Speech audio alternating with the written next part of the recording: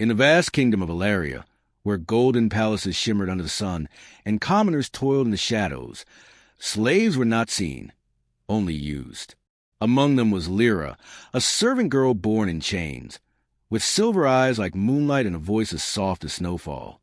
She had never known freedom. Her world was woven from silence, obedience, and survival.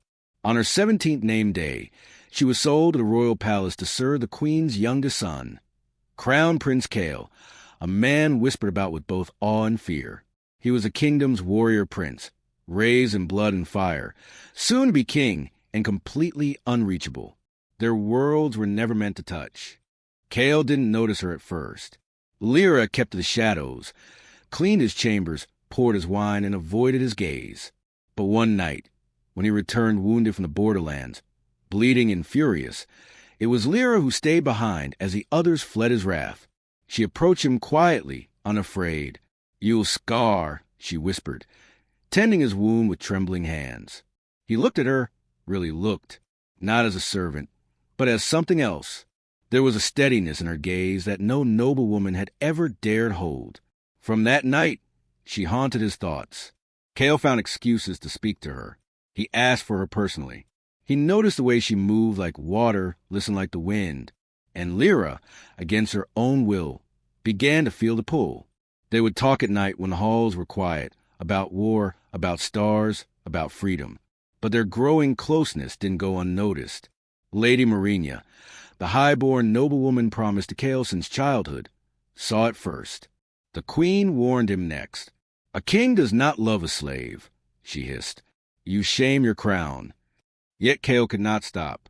Every time Lyra smiled, he forgot his crown. Every time she flinched, he wanted to destroy the world that hurt her. He kissed her under the moonlight of the garden, a moment stolen, a promise unspoken. And she wept. "I'm nothing," she said. "You're everything," he replied. The court turned cold. Rumors spread like wildfire. Marina demanded action. Either Lyra be sold or executed for tempting royalty. The queen agreed, but Kale rebelled.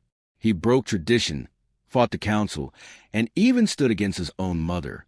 He offered Lyra not a place as a concubine, but as a free woman, and asked her to run away with him. Lyra refused.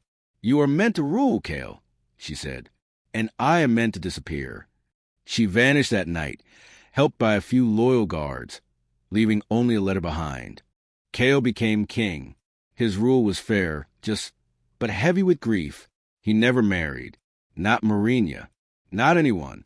But in the hidden corners of Ilaria, stories whispered of a healer with silver eyes who saved lives in quiet villages, who never stayed long in one place.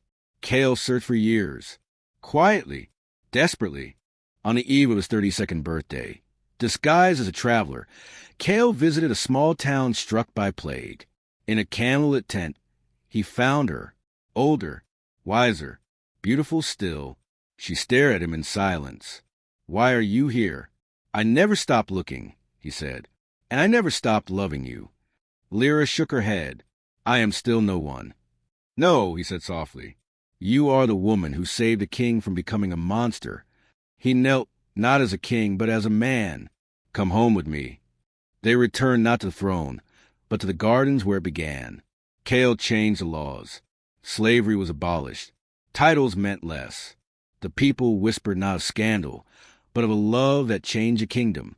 She never wore a crown, but she was always his queen.